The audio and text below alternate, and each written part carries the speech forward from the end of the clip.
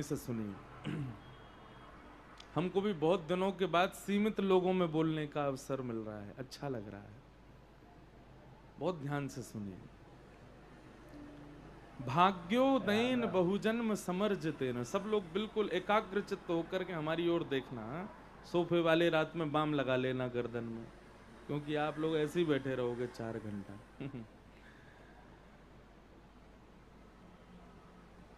कई बार हम लोग ऐसा प्रश्न करते हैं कि हमने तो इतना पुण्य किया, इतना भजन किया, सब अच्छा करते हैं, दान करते हैं, किसी का कभी बुरा नहीं करते, सब अच्छा ही अच्छा करते हैं, उसके बाद भी हमारे साथ अच्छा क्यों नहीं होता।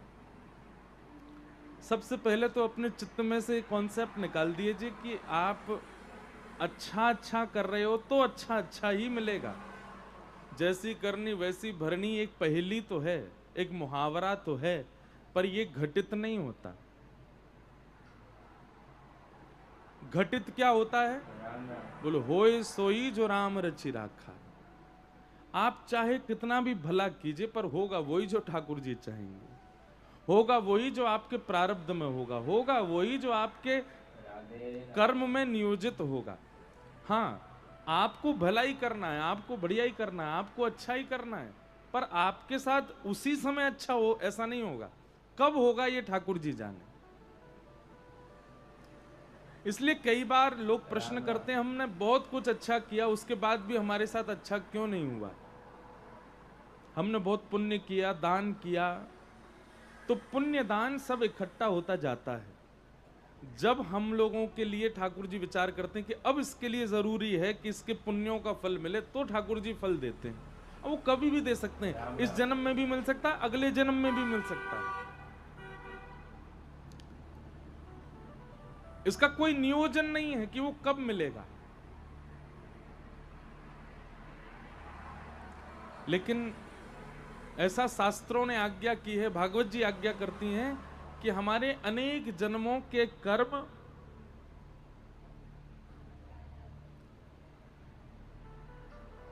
उन अनेक जन्मों में किए गए पुण्य इकट्ठे होते जाते हैं, और जब उनकी मात्रा अतीत हो जाती है तब उसके फल स्वरूप हमको कथा प्राप्त होती है। उसके फल के रूप में हमको कथा श्रवण करने को मिलती है। भाग्योदयन बहुजन्म समर्जितेन। आपने अपने पूर्व के ना जाने कितने जन्मों में कितने पुण्य किए होंगे, वो सब इकट्ठे होते गए, एकत्रित होते गए, और उन सब का फल क्या मिला कि आज आप कथा में बैठे हो, आज आप कथा श्रवण कर रहे हो। श्रीमद् भागवत जी इस बात को प्रस्तुत करती।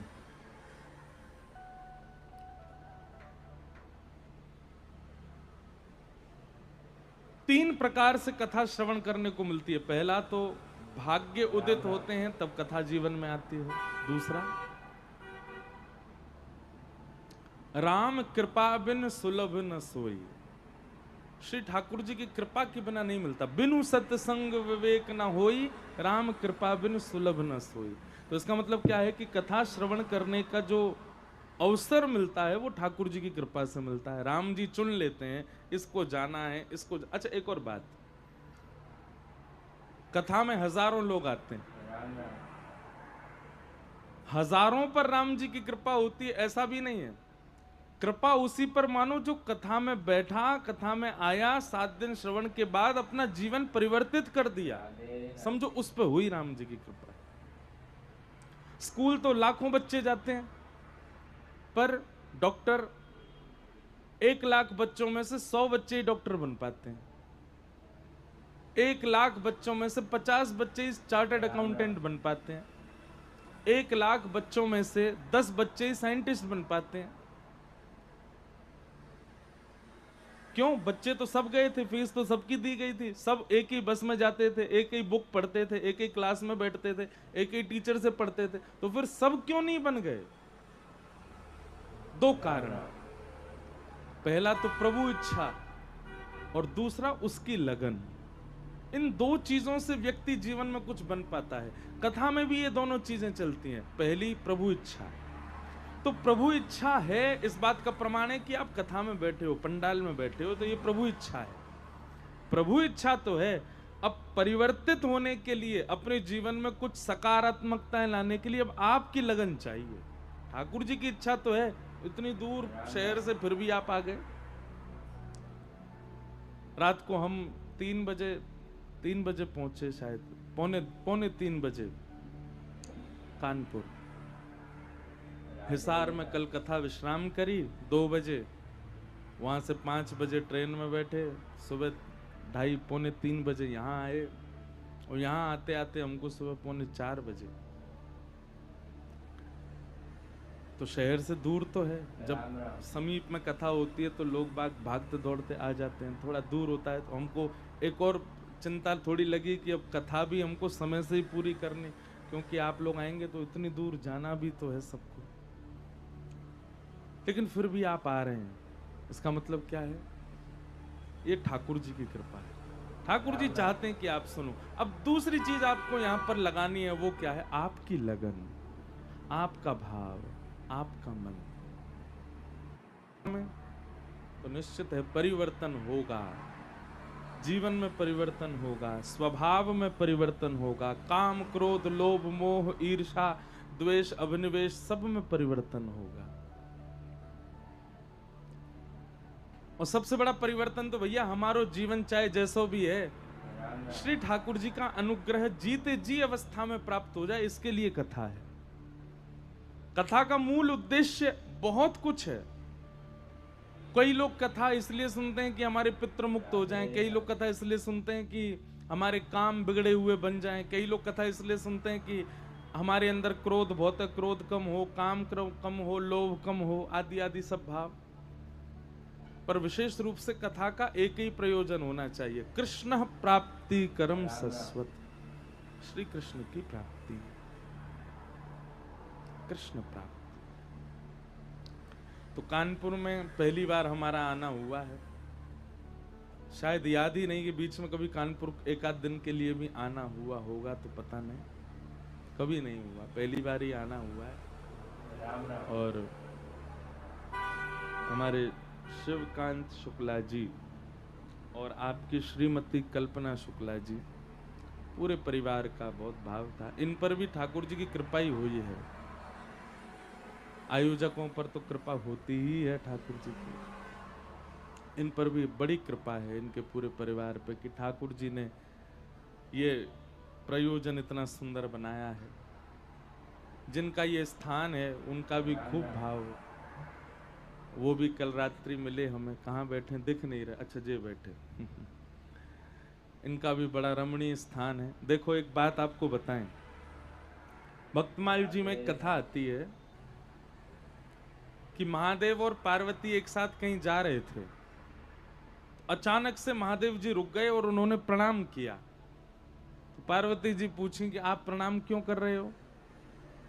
तब महादेव कहते हैं, बोले देवी मैं इस स्थान को इसलिए प्रणाम कर रहा हूं, यहां पर इतने वर्ष पहले कभी कथा हुई थी, इसलिए ये स्थान बहुत पवित्र है, मैं इसको प्रणाम कर रहा हूं। यहां पर भागवत की कथा में देखो, भगवान तो आते ही हैं, पर भगवान के सारे गण भी आते हैं, भगवान के सारे भक्त भी आते हैं। अब 7 दिन के लिए यहाँ पर हमें नहीं दिखे, लेकिन वायु में कण के माध्यम से ना जाने कितने देवी देवता, कितने भक्तजन, कितने वैष्णव जन सब यहाँ विचरण कर रहे होंगे। और सबसे बड़ी बात, हनुमान जी महाराज, प्रभु चरित्र सुनवे को रसिया, राम लखन सीता मन, यत्र यत्र रघुनाथ कीर्तनम तत्र तत्र कृत मस्तकांजलिम। हनुमान जी साकेत नहीं गए राम जी के साथ। क्यों नहीं गए?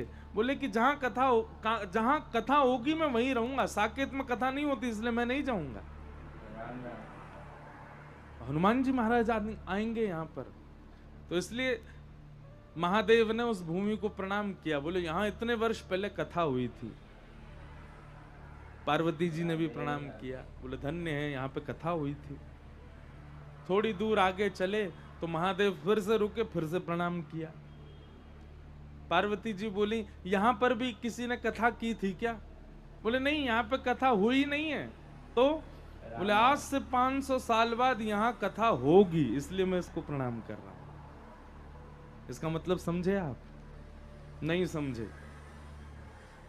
कथा वहीं होती है जहां महादेव सिर झुका देते हैं, महादेव एक बार प्रणाम कर लेते हैं। कथा हर जगह नहीं हो पाती।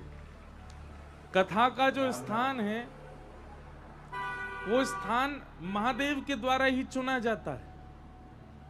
अब ये स्थान भले ही यहाँ पर किसी कारण से बनाया हो, वो रिजॉर्ट बनाया है कि यहाँ ब्याह होंगे, यहाँ पे लोग रुकेंगे, अपना घर का कोई फंक्शन करेंगे, कोई उत्सव करेंगे, आदि आदि करेंगे, पर जिस समय ये बना होगा, अभी 1 वर्ष भी नहीं हुआ ना, ये बना था, उससे पहले ही महादेव चुन गए थे कि यहाँ पर कभी कथा होगी। अब कानपुर में ऐसे बड़े बड़े खूब मैदान होंगे जहां कथाएं होती ही रहती है। उन स्थानों की बात नहीं है जहां कथा होती रहती है, वो तो चलो ठीक है, एक स्थान चुना ही है, पर शहर से दूर कहीं एकांत में भी कोई स्थान ढूंढ लेते हैं महादेव, वहां प्रणाम कर लेते हैं, तो कथा को वहां आना पड़ता है। ये आपके प्रयोजन से या यजमान की इच्छा से या जिनका स्थान है उनकी इच्छा से, ये सब तो केवल क्रम बन गया, ये सब केवल कड़ी बन गई। बाकी स्थान तो चुना गया महादेव के द्वारा, स्थान तो चुना गया देवादिदेव के द्वारा। तो ये भूमि भी पवित्र हो गई। आज भागवत जी यहाँ विराजमान हुई हैं, इतने सारे ब्राह्मण देवता ऐसा मधुर मधुर पाठ कर रहे हैं यहाँ बैठ करके, एकाग्र चित्त होकर के। इतने सारे वैष्णव भक्त वृंद यहाँ बैठ करके गंधर्व जन सब संकीर्तन कर रहे हैं, तो निश्चित है कि स्थान तो पवित्र हो ही रहा है। इतने सारे भक्तजन कहां कहां से आएंगे कथा सुनने। आज प्रथम दिवस है, हम आप सबको प्रणाम करते हैं। जय श्री कृष्ण। आज कथा का प्रारंभ है, महात्म की चर्चा हम लोग करते हैं और आगामी 7 दिनों तक कथा का क्रम रहेगा। हम पहले से ही थोड़ा अवगत करा दें, अंतिम दिन की जो कथा रहेगी यानी कि 6 अक्टूबर, वो कथा सुबह होगी, जल्दी होगी, क्योंकि हमको फिर चंडीगढ़ यहाँ से प्रस्थान करना है। तो इसलिए पहले दिन से ही जो लोग 7 दिन का नियम लेकर के बैठ रहे हैं कथा में, वो विश्राम दिवस की कथा का नियम भी ले लें कि अंतिम दिन कथा सुबह जल्दी होगी। समय हम अभी देखेंगे कि यहाँ से जाएंगे कैसे, तो उस हिसाब से आपको बताएंगे कि समय क्या रहेगा कथा का। बोलो वृंदावन बिहारी लाल की जय। दूसरा एक बात और, श्री गिरधर लाल जी भी आते हैं जहां भी कथा होती है, हमारे ठाकुर जी, उनके मिलने का समय 11:30 से 12:30 सुबह के समय रहेगा। अब हमको एक बात मन में लग तो रही है कि पहले आप सुबह आओगे, फिर जाओगे, फिर 4 बजे फिर कथा में आओगे, तो मन में भाव तो आता है कि कैसे करें। तो इसमें फिर एक काम ये कर देते हैं कि 3 बजे से लेकर के 4 बजे तक, वैसे तो समय सुबह का ही रहता है दर्शन का, पर सब लोगों को सुख लगे, सब लोगों को ज्यादा श्रमित ना होना पड़े, इसलिए 3 बजे से दर्शन होंगे। लाल जी के वहीं कक्ष में विराज रहे हैं। पहले आप लोग दर्शन कर लीजिए, दर्शन करके फिर स्थान ग्रहण कीजिए, 4 बजे से कथा सुनिए। तो रोज कथा का आपको उससे पहले नहीं आना है, आपको 3 बजे ही आना है।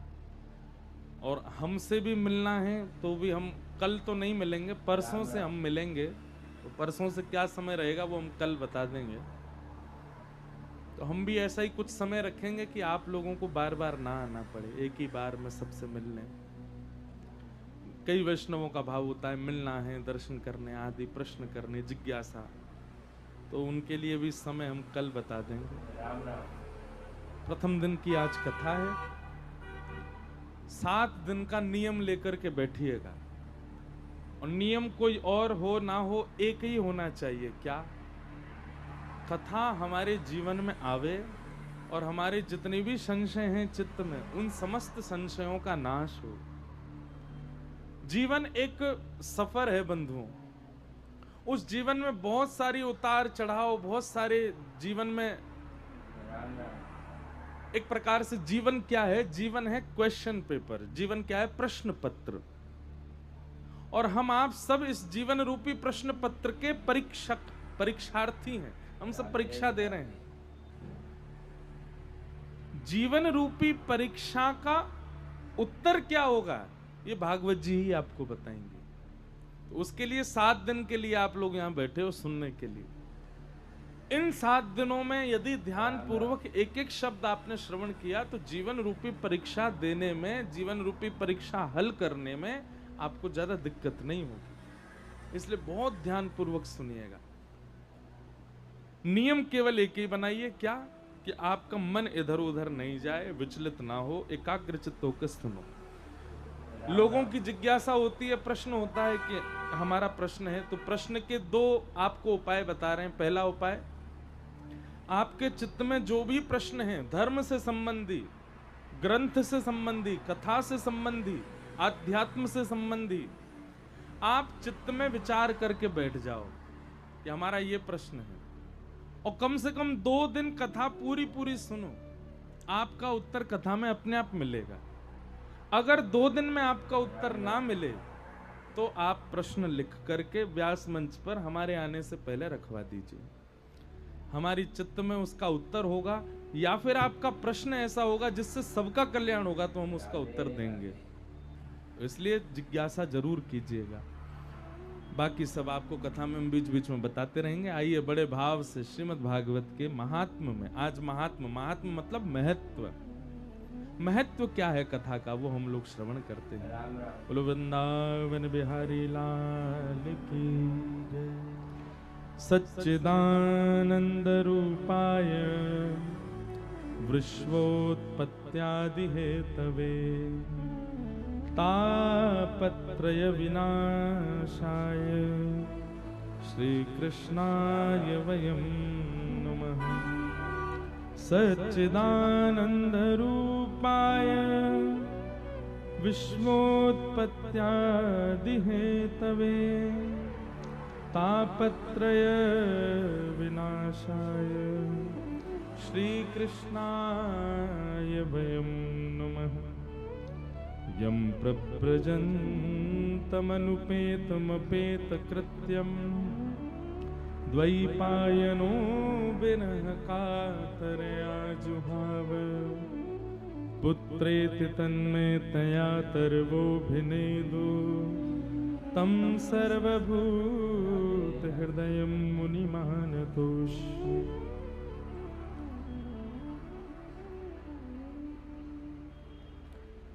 श्रीमद् भागवत जी के महात्म का प्रथम श्लोक। अगर हो सके तो पंडाल की लाइट जलवा दो, क्योंकि अब सब कन्हैया बन गए, सब सांवले सांवले दिख रहे हैं, हमको दिखाई नहीं दे रहे।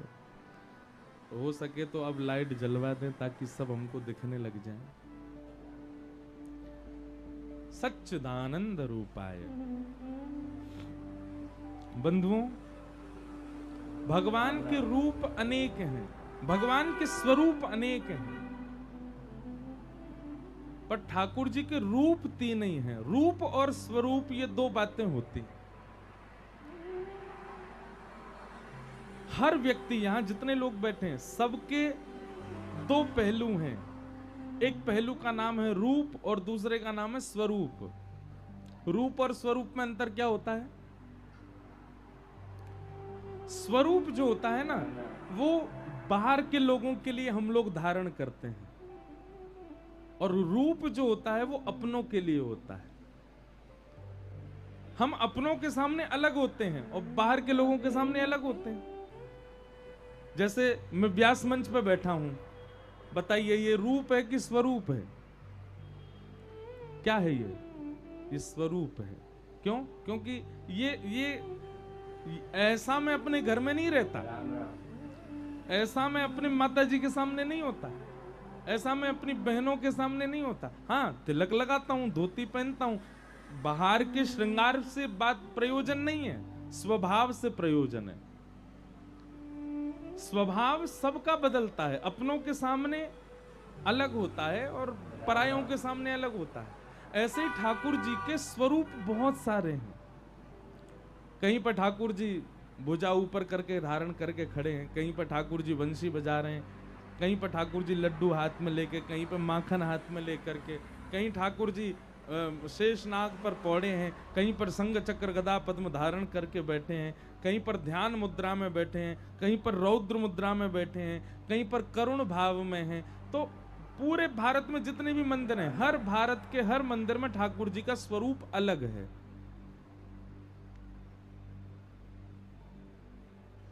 वो किसी एक के प्रयोजन से ठाकुर जी ने धारण किया। वृंदावन जाते हैं आप लोग, तो वृंदावन में बिहारी जी जो हैं वो किसके ठाकुर जी हैं? स्वामी श्री हरिदास जी महाराज, वो हरिदास जी के हृदय के ठाकुर जी हैं। श्री राधा वल्लभ जी किसके ठाकुर जी हैं? श्री हितरवंश महाप्रभु के ठाकुर जी हैं। श्री राधा रमन जी किसके ठाकुर जी हैं? गोपाल भट्ट गोस्वामी के ठाकुर जी हैं। द्वारिका में आप जाकर के देखोगे, वहां पर श्री द्वारिकाधीश चतुर्भुज रूप में खड़े हैं, वो किसके ठाकुर जी हैं? वो देवकी मैया के ठाकुर जी हैं। राम राम। बद्रीनाथ में जाकर के देखोगे तो वहां तपस्या में ठाकुर जी बैठे हैं, वहां किसके बोले एक विशाल नाम के राजा हुए, उस राजा के लिए ठाकुर जी तपस्वी रूप में वहां प्रकट हो गए। जिसकी भावना जैसी ठाकुर जी वैसे वैसे प्रकट होते चले गए सब जगह। तो ये ठाकुर जी के स्वरूप हैं जो आप मंदिरों में देखते हो। पर ठाकुर जी का रूप क्या है? रूप मतलब जो अपनों के लिए होता है। वो तीन ही है ठाकुर जी के, सत्य, चित्त और आनंद। ठाकुर जी का श्रृंगार कैसा भी हो, कद काठी कैसी भी हो, मोटे हो, पतले हो, दुबले हो, लेटे हो, खड़े हो, बैठे हो, पर सारे ठाकुरों के तीन ही रूप हैं। अंतरंग भाव से वो तीन ही रूप में हैं। तीन रूप कौन कौन से? सबसे पहला सत्य। लिखते जाइएगा। यदि कोई व्यक्ति बहुत मंदिर नहीं जाता है लेकिन सत्य का आचरण करता है, तो सत्य बोलने वाला व्यक्ति उतना ही पुण्यात्मा माना जाएगा जितना पुण्यात्मा वो व्यक्ति माना जाता है जो मंदिरों में ही जाता रहता है। लेकिन कोई व्यक्ति मंदिर बहुत जाता है लेकिन सत्य नहीं बोलता, उसका पुण्य बढ़ेगा? राम राम। बात बात पे झूठी बोलता है लेकिन मंदिर सारे जाता है। आपकी तन की उपस्थिति कहां है ये ज्यादा विशेष नहीं होता, आप मन से कैसे हो ये विशेष होता है। आप भले ही कानपुर में रहते हैं लेकिन नित्य अपने नेत्र बंद करके श्री वृंदावन बिहारी लाल जी का स्मरण करते हैं, तो आपका उस दिन का अटेंडेंस वृंदावन में ही माना जाएगा। क्यों? आप मन से वहां उपस्थित हो। तो सत्य का आचरण करने वाला व्यक्ति भी भगवद उपासक माना जाता है। राजा हरिश्चंद्र, उनका नाम लिया जाता है, वो सत्य उपासक थे। राजा हरिश्चंद्र गोस्वामी तुलसीदास जी से कम नहीं है। राजा हरिश्चंद्र भक्तिमती मीराबाई से कम नहीं है। क्यों? क्योंकि वो सत्य का आचरण करते हैं। सत्य भगवान का रूप है। तो सबसे पहला रूप क्या है भगवान का? सत्य। अच्छा, एक और बात, सत्य भी सब जगह बोलना चाहिए यह भी धर्म नहीं है। ये भी सत्संग आपको सिखाएगा कि सत्य कहां बोलना चाहिए, कैसे बोलना चाहिए, कितना बोलना चाहिए। राम राम।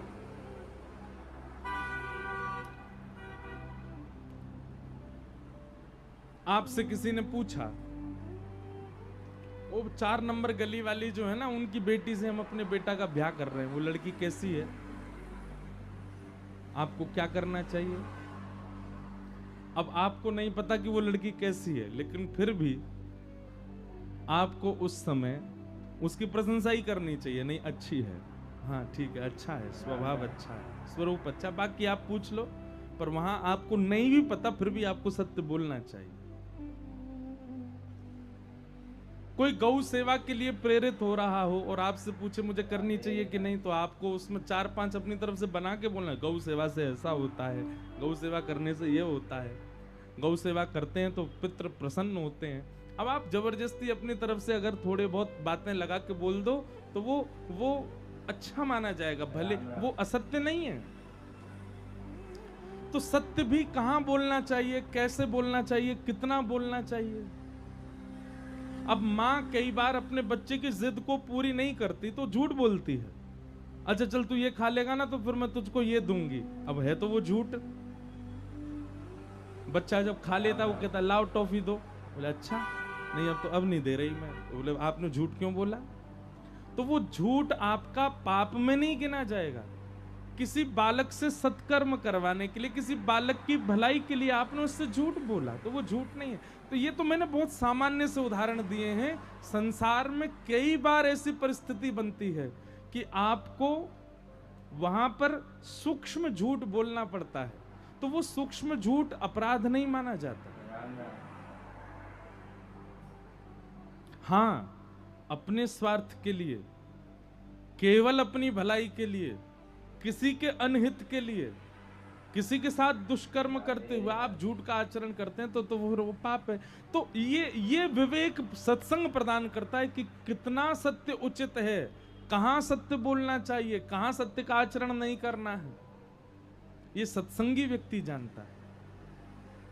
राम राम। लेकिन फिर भी सत्य का उपासक व्यक्ति जो होता है वो भगवान के उपासक के समान ही होता है। जो अपने जीवन में सत्य को आश्रय देता है, सत्य के आश्रय में रहता है, वो किसी भजनानंदी, किसी भक्त से कम नहीं है। अरे लोग नाम जप करते हैं, 108 नाम नित्य बोलते हैं। आप सत्य जप करो, मैं दिन भर सत्य ही बोलूंगा, झूठ बोलना ही नहीं है, तो भी आप उपासक ही माने जाओगे ठाकुर जी के। तो भगवान का पहला रूप क्या है? सत्य।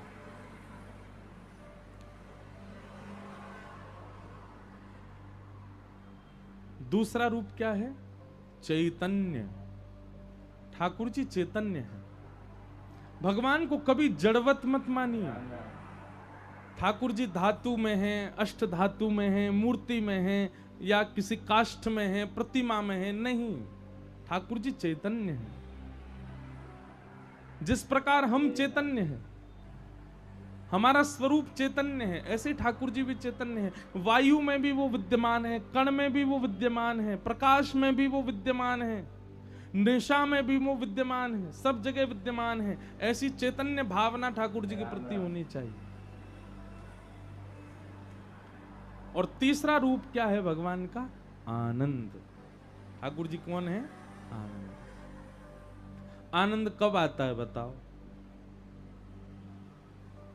कानपुर की प्रसिद्धि क्या है भोजन में? क्या मिलता है कानपुर में बढ़िया? कुछ मिलता है अच्छा है?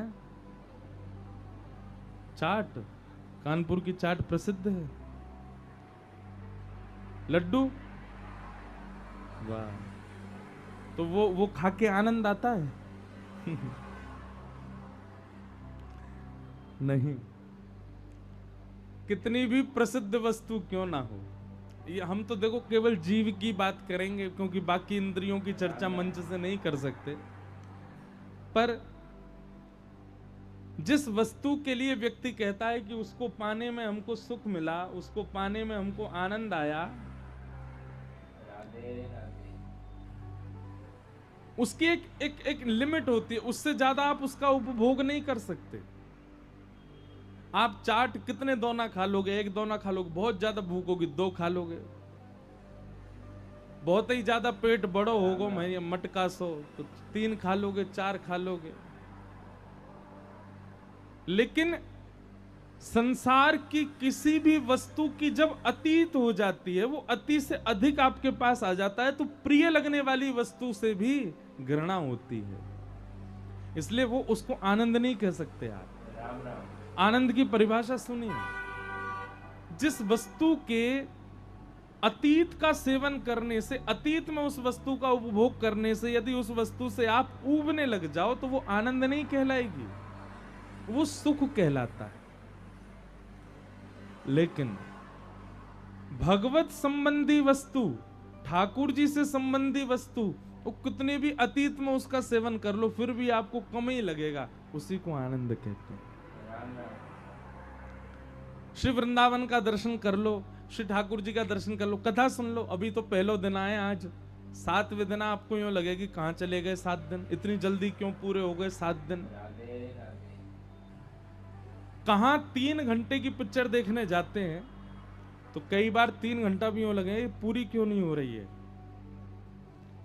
कोई 7 दिन की पिक्चर बना दे तो देखने जाएगा कोई नहीं जाएगा। वो 3 घंटा ही बहुत है भैया, इससे ज्यादा नहीं, क्योंकि वो संसारी भाव है। और यहाँ कथा आप तो 7 दिन की सुन रहे हैं, हमने तो 1 महीना की कथा भी करी है, 30 दिन तक सुनते रहे तो भी लोग कह रहे हैं, बोले अभी अधूरी रह गई, अभी तो भाव भरा ही नहीं। और हमारा जीवन देख लो, हम तो पूरे दिन कथा ही करते रहते हैं। कल हिसार करके आए, आज यहाँ कर रहे हैं, 6 को यहाँ पूरी करेंगे, 7 से चंडीगढ़ में करेंगे, 13 को चंडीगढ़ पूरी करेंगे, 14 से गोवर्धन करेंगे, गोवर्धन में 17 को पूरी करेंगे, 19 से भोपाल में करेंगे। हम तो एक ही दिन खाली नहीं, तो भी लोग, कई लोग रोज कथा सुनते हैं और फिर भी क्या कहते हैं, अब लगता है कि बस सुनते रहें। क्यों? क्योंकि ये आनंद है। क्या है आनंद का मतलब? जिस वस्तु के अति भोग में भी आप ऊबते ना हो, जिस वस्तु के अति सेवन में भी आपकी इच्छा पूरी ना होती हो, वो आनंद। और एक और बात, बहुत ध्यानपूर्वक सुनना, हमारी कथा व्यसनी लोग भी सुनते हैं ना। व्यसनी कहेंगे महाराज जी व्यसन भोगने में भी तो आनंद आता है, व्यसन भोगने में भी तो सुख मिलता है? रात भर पियो, क्या सुख मिलता है महाराज, ऐसा लगता है कि उड़ रहे हैं आकाश में। फिर तो पत्थरों पर भी लिटा दो तो ऐसा लगता है कि बादल की तकिया पे सो रहे हैं क्या। ऐसे ऐसे व्यसनी भी होते हैं।